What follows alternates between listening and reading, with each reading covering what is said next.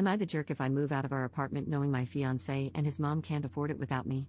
Posted by you/throwaway move away 129. Me, 29F, and my, maybe ex, fiancé, 27M, have been living together for about 1.5 years. My fiancé got his undergraduate degree, worked for a couple of years, and then decided to get an MBA, which is how he ended up in our city. We moved in together after he finished his MBA program. My fiancé is from the Midwest, and his mom has always wanted him to move back. When he told her he was staying here, she was heartbroken. I went to college and got my degree in a STEM field.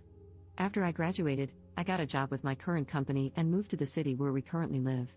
It's a big international company with multiple locations in the US and abroad. I love my job, I like the company I work for, and the pay is pretty good. All in all, a pretty good deal.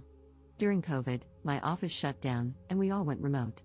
After COVID, they decided not to reopen this office, so I've been 100% work from home since early 2020. I currently make considerably more than him, mainly because I've been working for 7 years and I'm in tech. I had been living by myself in a 1-bedroom apartment and had my office set up in the living room since it was just me.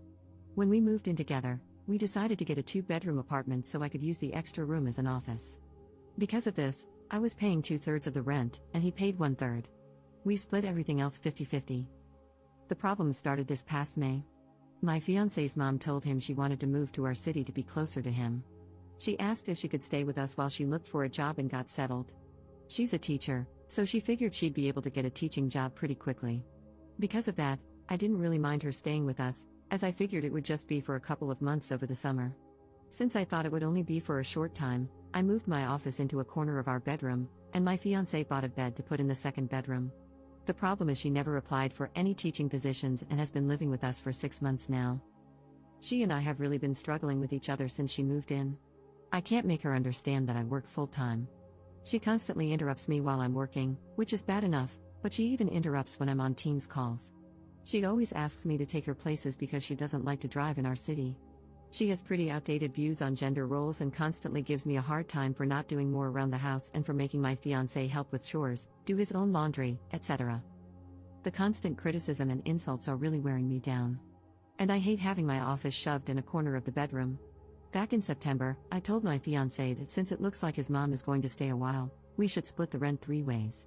He told me she can't afford that since she has to conserve money until she gets a job. I told him I wasn't happy paying extra for a bedroom I can't use, so he finally agreed to a 50-50 split. I can afford to pay the extra, but I hate the idea of funding her lifestyle. Every time I complain about her or the situation, he says he agrees but doesn't know what to do because he can't kick out his mom. And he won't talk to her about the way she treats me or how she behaves. When I ask what the long-term plan is, he just says he doesn't know. I've thought about giving him an ultimatum to tell her she has to leave, but I think he'd just end up resenting me for essentially putting his mom on the street. One of my girlfriends is losing her roommate at the end of February. Our lease renews on June 1st. I'm very strongly considering moving out of our current apartment and moving in with her. I can afford to pay my part of the rent on our current apartment, and also half the rent at my friend's apartment. It's not ideal, but I'm not a big spender, so it's doable. The issue is, if he and his mom aren't able to pay 1/3 of the rent each, there's no way they could cover the whole thing on their own. But I can't live like this anymore, so I'm pretty sure this is what I'll do. I just wanted to see if people thought I'd be the jerk for leaving them like this. Update 5 days later. I posted here last week about the situation I'm in, living with my soon-to-be ex-fiancé and his mom. I started off trying to reply to everyone's comments and keep up, but honestly, I just got completely overwhelmed with all the responses. First off, I want to thank everyone for their feedback and comments, even the ones that were kind of harsh. Actually, probably especially the ones that were kind of harsh. I really needed some tough love to make me realize that I was letting my soon-to-be ex-fiancé and his mom take advantage of me. The more comments I read, the more pissed off I got. Honestly, I think I'm more pissed at myself for allowing this to happen and not advocating for myself more. This past weekend, I got my soon-to-be ex-fiancé alone so we could talk, which was actually harder than it should have been because his mom always tries to tag along when we do anything. Going through all the comments everyone left and the PMs people sent really helped me decide how to approach this. It also brought up a lot of good questions I should have thought of myself. Back to the discussion with my ex, I wanted to give him one more chance to pick us over his mom, not because I thought he would, but because I just wanted to be able to tell myself I gave him the opportunity. I explained again how unhappy I am with the situation, how it's affecting my work because of her constant interruptions, and how uncomfortable and unhappy I am being forced to work out of a corner in our bedroom. I reminded him that until a few months ago, I was paying the majority of the rent, and since I make so much more than him, it's really my salary that keeps us all afloat. I also brought up, again, the way she treats me and talks to me. And he replied the same way he always has. He agrees it's not right how she acts and that it's really uncomfortable for all of us. WTF, I don't care if she's uncomfortable.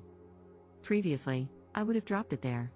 But this time, I told him how angry and disappointed I was that he let me pay for 2/3 of the rent when she first moved in and how unfair it is that I'm still paying for half when there are 3 people living there and she is the only one with her own bedroom. His response was the same: she has to conserve money since she doesn't have any income currently. Which brought up the question, where did all her money go when she moved? What money does she use for incidentals? Evidently, when she got divorced, she asked for the divorce after my ex went off to college. It doesn't sound like her husband/ex's dad wanted the divorce. His dad bought her out of the equity in their house. My ex had no idea how much that was or how much is left. But until she moved here, she was working full-time as a teacher and living in a small apartment, so she shouldn't have had to tap into the divorce settlement money much. Other than that, my ex didn't have much insight into her finances beyond what she told him, that she has to conserve money. I told him straight up that I'm moving out before the end of the month. And from now on, I'm only paying 25%. As some commenters pointed out, she has a whole bedroom while I have to share with a man-child, so she should be paying twice as much. After I move out, I'm not paying for anything else, no utilities, no food, nothing other than rent. I have a pretty good idea of what his finances are like, and if he has to pay 75% of the rent all by himself, it's going to take a huge chunk of his net income. After he pays utilities and buys groceries, there won't be anything left for incidentals. Rent was due on the 1st, but it's not late until after the 5th, so he has 2 days to come up with the money.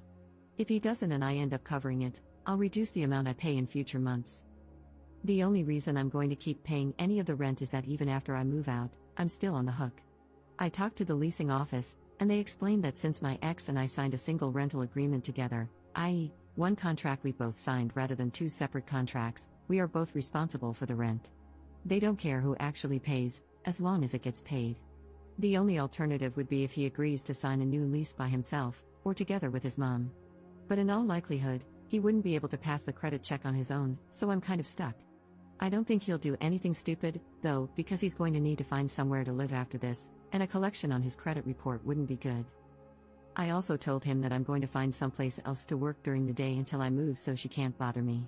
My friend, whom I'm moving in with, said I could work at her place during the day since she and her current roommate have in-person 9 to 5s. I took her up on that for now. After living with his mom, I'm not about to overstay my welcome, so I'm going to find some other options to rotate through. Someone suggested checking out the public library, or if it comes to it, I'll get a membership at one of those WeWork type places. Just in case, I brought my important papers, files, and valuables, and my friend is storing them for me until I move in. He really didn't take it well. The surprising thing to me is that he was actually shocked by everything. He seemed genuinely surprised that I wasn't prioritizing his mom. I really got the feeling that he sincerely believed I wanted to take care of her as much as him. He kept saying stuff like, "What about my mom? What am I going to tell her? That's just how she is, but we still need to help her," etc. He asked about our relationship and the engagement. I told him that after I move out, I need some space from him. In a few months, once we've both had time and space to process what happened, if we both agree, we can talk about the relationship. But he'd have to prove that he's going to have my back going forward and will set boundaries with his mom.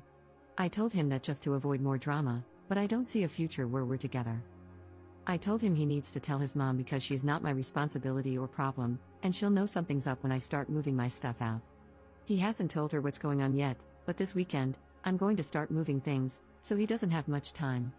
My friend's current roommate starts a new job in another state on the 3rd, so realistically, I can probably move in 2 to 3 weeks, depending on when she actually leaves.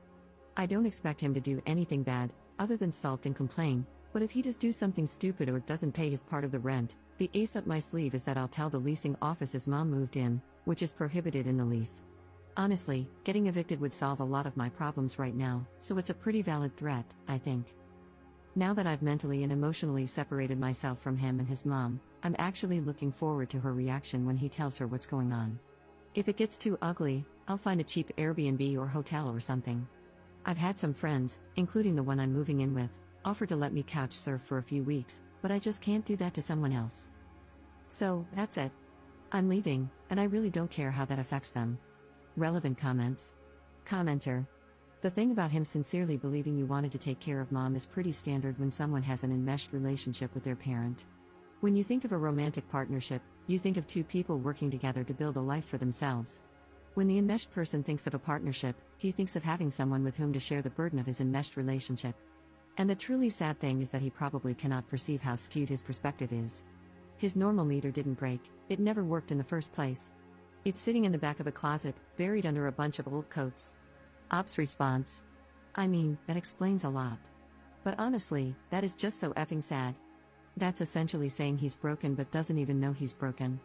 So he'll just go from relationship to relationship, never really understanding why women keep leaving him. Absent his mom, he's really a great guy, but nobody will ever want to stay with him if his mom is always going to come first.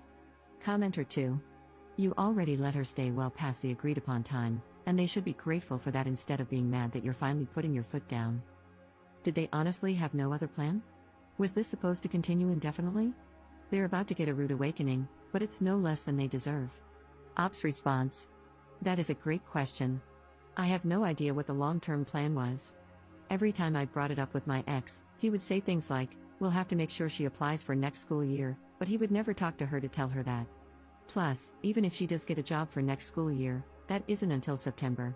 And realistically, it would be another month before she starts getting a paycheck. There is no way I'd stay in this situation for another 8 months, I would end up in prison. Commenter 3. To clarify, she has enough money from the divorce settlement for her own personal expenses but won't even pay her share of the rent? Ops response. That is exactly how I interpreted what he said. I don't know what her grand plan was. She's in her mid to late 50s, I think. So if she was planning to mooch off me and her son until she could officially retire, it would be another 5 to 10 years. I don't know how she expected that to happen.